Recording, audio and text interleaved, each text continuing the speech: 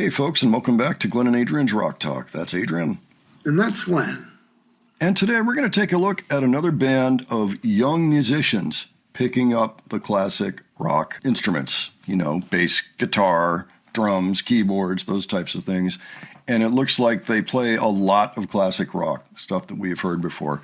We're actually going to look at a song by them today from a band we've never covered either, but everybody knows it anyway. So the band's name is Ultrasonic. My understanding, somebody told me that they're all between ages 16 and 19, I think, something like that. And they were originally called Leave Those Kids Alone, but now it's Ultrasonic.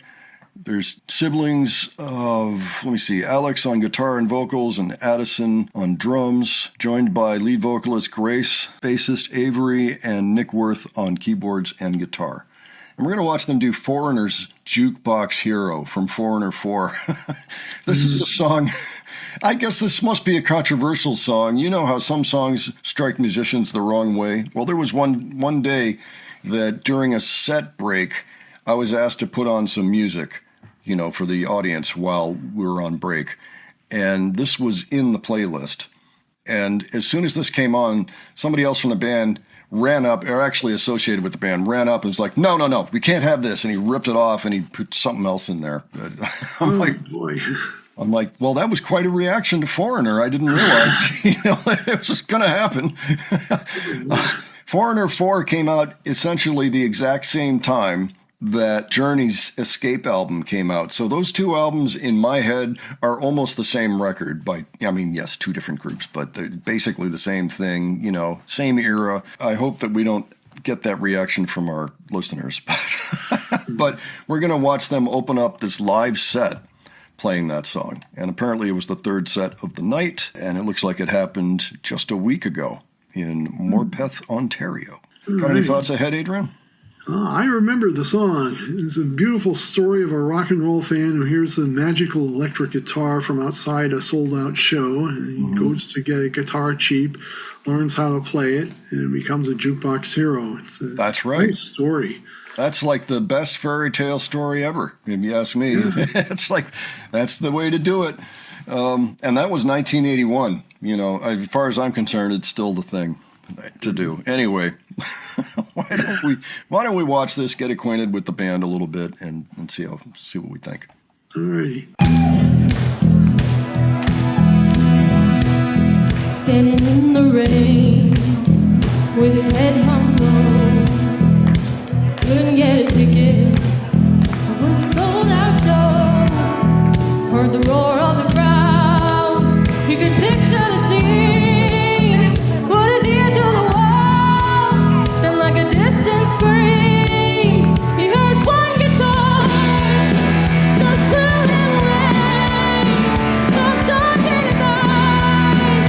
And the very next day, bought a beat up 6th Street in a secondhand store.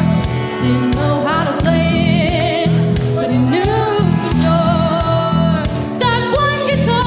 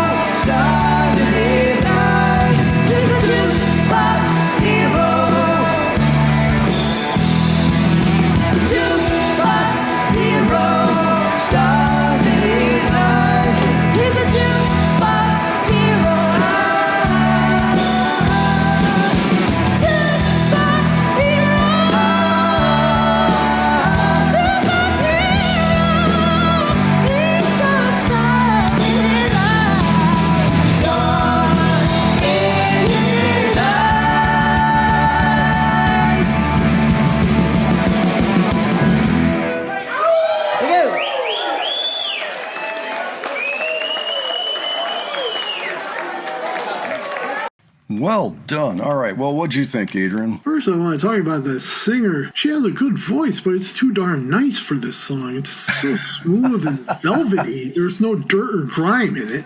I don't understand. Oh, I don't know about that.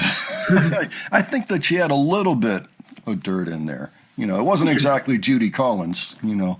It was, but I hear what you say. I thought she was a fine singer. I noticed at the very end she was going for some very high notes, just like Lou Gramm would. And some of them she didn't quite hit, but most of them she did. And I don't want to dwell on that too much because, frankly, her performance was really excellent. I thought overall, I think she's a great singer.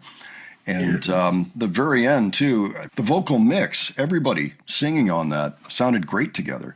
And I noticed that the drummer has a mic. I mean, actually, everybody up here has a mic with the exception of the guy playing guitar and keyboards, who was out there on top of the picnic table during the solo, which I thought was cool. I got a real kick out of, there was like this toddler right up front on her knee looking at him like this, like studying the band. And I thought that was the best thing ever. That was so funny. Trying to understand this whole rock and roll thing. Yeah, trying to understand the whole thing. Right. And you had all these different generations out there, too, and they all seem to be enjoying the song. I mean, the song is 45 years old, so, okay, yeah, I can understand that. You know, the older folks out there, you know, they were probably in their 20s or their teens or something, you know, when the song came out, and it's like, well, yeah, okay, yes, that tracks. I thought that all of the instruments were solid, sounded great.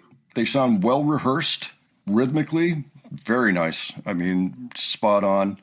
Did the song justice.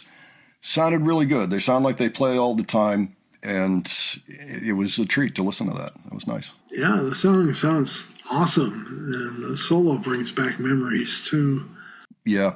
Cool that they got pretty much the exact sound they needed out of the synthesizer.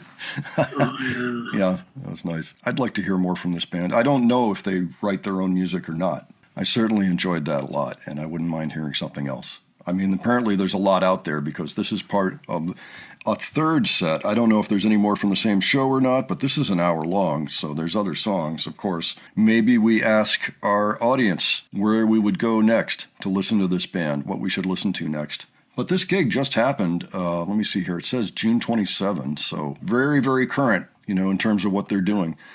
Yeah, they got a lot of things up. In fact, it looks like full shows and everything. So if anybody's got a particular song they want us to check out, let us know. We got nothing against Foreigner, even though we haven't covered them before. Lou's still out there. He's still singing on his own. The current Foreigner has no original members, okay? So if you're thinking about seeing that band, just know that. There's nobody left. I always feel a little weird when it gets to that point. Like, no original members. It's basically a tribute band. Basically, yeah. Yeah. May as well listen to these guys instead. Okay. Any closing thoughts, Adrian? Great musicianship in this song. I would give this at least an 8 out of 10. You know, maybe a 9. An 8 or 9 out of 10. I think they're pretty good. I like their music. I like how they sound. And I thought the showmanship was good, too. You know, going out there into the crowd, both guitar players. I think that was good. That's one advantage to not having to wear the cord anymore, you know. So Yeah, that's true. Yeah, you can go play on the picnic table if you want. That's right. What do you got in your picnic basket here? Well, folks, why don't you let us know what you thought of this? And again, if you've got a particular favorite from this band, why don't you leave it below, and we'll consider it. Okay. And if you enjoyed this video, please give it a like. And if you enjoyed the presentation, please subscribe. All right. Thanks so much for joining us today. We will catch you on the next one. Take care, folks. See you later.